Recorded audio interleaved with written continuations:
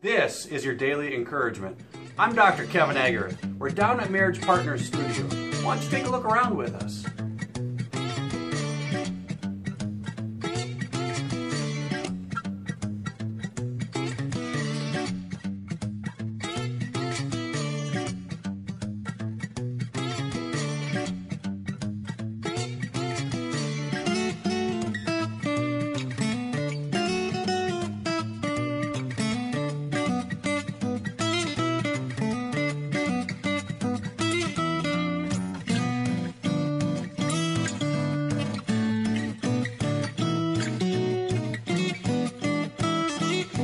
Dr. Kevin Agar, and this is Marriage Partners Ministry. Today I want to talk to you about intuitive people or sympathetic kinds of people. You know, have you ever met this kind of person where they come up to you and they just say, they kind of look at you funny, kind of stare at you, and they say, "Are you having a bad day?" They just kind of look at you like almost like they picked something up or they kind of sensed something. And I love that quality of a person who can pick up on those minor differences. You know, when you can see a little abstract differences in people, in the way they're talking, maybe in the way that they're behaving, maybe even their energy level. I think that's incredibly awesome. In fact, wisdom is the recognition of difference. A very wise person can recognize lots and lots of differences. And that's a great thing. But where does it get us into trouble? I encountered this recently. A person sensed the difference in another person's face. Okay? And there was a difference. There was clearly a difference. The person had kind of their eyebrows were kind of down, kind of almost like a grimace. And the person then interpreted what that meant. And that's where the problem happened. They interpreted that the grimace meant that they were unhappy and that they were actually mean, that they had mean thoughts or mean intentions. And so with that interpreted difference, then they formed an opinion and said, that's a mean person. And they couldn't have been further from knowing the truth, because they couldn't have been further. I mean, it was so inaccurate. The reality was the person was deeply concentrating. That's all. It was just a concentration. See, the vast majority of conflict is due to misinterpretation and or misunderstanding. The majority of conflict. So if you can stop misinterpreting and you can stop miscommunicating, you can stop almost all conflict. I mean, it's incredible that those two skills. So why do we misinterpret so much, so often? Well, we tend to think of others as being just like us. So let me give you an example. If a person came up to me and they were being confrontive, had a very serious look on their face, so I didn't think that they were being playful, and if they really just started to confront me on something, I would tend to think, because if I was doing that to somebody else, it would be for a very nefarious intention. It would be like I'm really trying to, I don't know, hurt them, or it'd be for some ungood reason, right? So if a person came up to me and started doing that to me, I would interpret that, maybe wrongfully, as that this is not a very good person. They're trying to hurt me. They're trying to come at me right now and be combative or something, right? And you know, that might be accurate, but it might be completely inaccurate. What is accurate is that they're coming at me, that there's not a smile on their face, also that they're looking quite serious and they're being direct. Now maybe that's just their style of humor. Maybe they're trying to be funny. Maybe they have no ill intention at all. So what can we do to change this so that we're not having nearly as many misunderstandings and miscommunications? What can we do?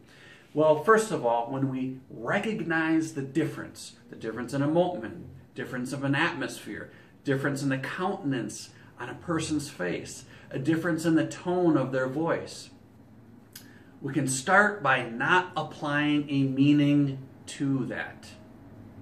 Not applying a meaning to it. Because that's probably where we're going to begin to misinterpret as if we apply the meaning. Instead, let's ask some questions. Let's ask some very thoughtful questions to dig in and to mine out the value, to mine out the truth of the matter. Let's ask them. Let's just first of all say, hey, I observed, I noticed you don't have a smile on your face. Are you angry at me for some reason? Is there something happening here? Did I misunderstand something? And maybe they'll tell you right off the top, oh no, I'm just joking with you. That's how I joke. My humor's kind of dry. I didn't mean it. I don't mean nothing bad. I'm not, it's just my humor. I'm sorry. Or we might find out that, in fact, yeah, that they were in a bad mood and they really are coming at you aggressively. But maybe we'll find out more detail. Maybe as we begin to open that dialogue and ask questions and not accusing and not condemning a person, maybe we'll find out they just got fired from their job. Maybe we'll find out that they're really dealing with something that's really challenging them in life. And they're coming at you like that is not, obviously it's not an acceptable thing to do if you lost your job. But hey, maybe if we're a little bit more understanding now of where they're coming from, we can actually offer them something, perhaps some advice, perhaps just the fact that you care. People they long to be cared about.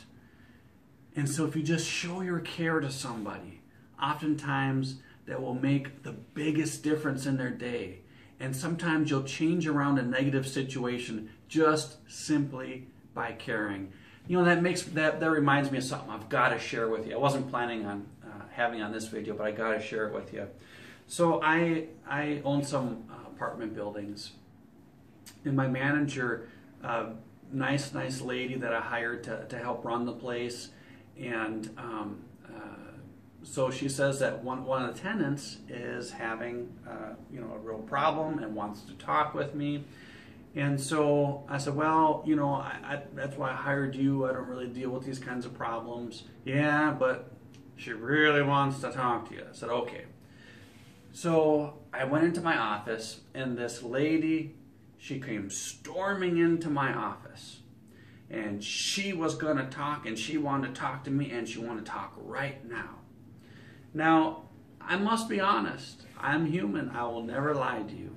I'll be honest. My first intention, because of her demeanor and her behavior and the inappropriateness of barging into my office, my first intention, I was considering dismissing her from my office, kicking her out, I guess, to be a little bit more direct about it. And I didn't. I held back. And thank God I did. I'm so glad that I did. I held back, and she just started to unload on me.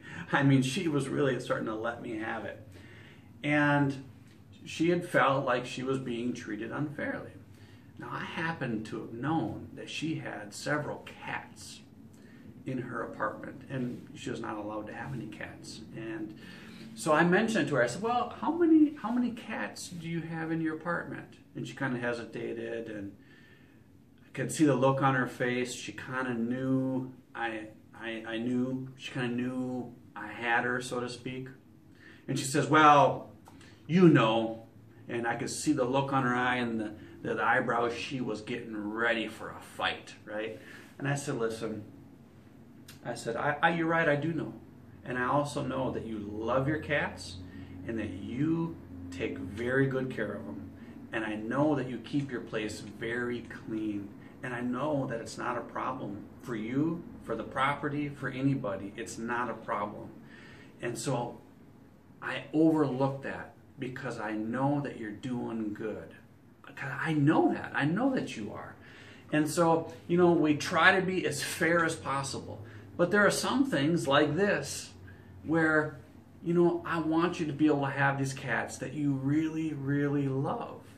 I don't want to tell you that you have to get rid of them. And so some other people might feel like that's unfair. But I know that the purpose of the rule is to keep, cleanliness and hygiene, and so that there's not like odor problems and things like that. And I know that you're taking care of them. And I could see this lady's demeanor just because I had care, because I cared about her, because I didn't come back with aggression. I could see her whole look just softened. I mean, she just totally softened. The anger went away because she felt care. People need care. I wanted to share that with you because I care about you. Hopefully, you can learn from this story and others. Hopefully that this video will inspire you. Instead of judging a person's look, instead of judging, maybe a person's tone of voice, instead, maybe just tell them, hey, I observed this in your voice just moments ago. Does this mean this? Does this mean X, Y, Z? Start to ask questions. And I think oftentimes you'll find out that you are about to have applied a meaning to their tone that wasn't accurate. You're about to have a misunderstanding. You are about to have a conflict. Friends, I hope you found this valuable. I know I found it valuable. Please share it with a friend of yours. I can't save millions of marriages without your help. I need your help. Remember, what you make happen for others, God will make happen for you. Thank you, friends.